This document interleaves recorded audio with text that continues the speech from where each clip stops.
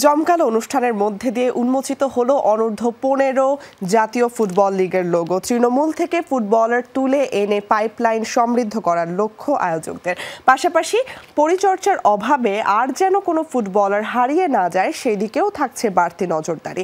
এদিকে এই অনুষ্ঠানকে কেন্দ্র করে সাবেক বর্তমান ফুটবলারদের মিলন মেলায় পরিণত হয় বাফুফে চত্বর।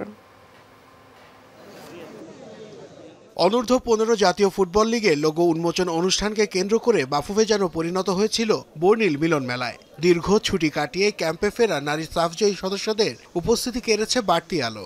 নিজেদের মধ্যে খুনসুটিতে মাতলেন তহুরা সানজিদারা, ছিলেন বয়সভিত্তিক দলের সদস্যরাও।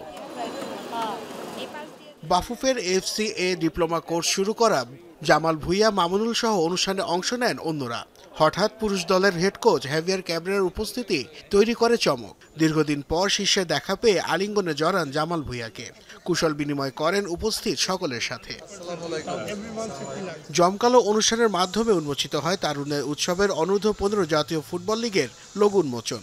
জুলাই বিপ্লবে শহীদদের স্মরণের পাশাপাশি পালন করা হয় 1 মিনিট নীরবতা। সাফ এবং এফসি আমরা খেলবো, সেটাকে আমরা ন্যাশনাল টিমটাকে আমরা যশোর শামসুল্লাহ ফুটবল একাডেমিতে ট্রেন আপ করবো, এটা অলরেডি সিদ্ধান্ত হয়েছে। স্কাউটের যে ট্যালেন্টগুলো, এগুলো যেন আমরা ভবিষ্যতে তাদেরকে ঠিক মতন কাজে লাগাতে পারি, আমরা সেই ব্যাপারে সচেষ্ট থাকব।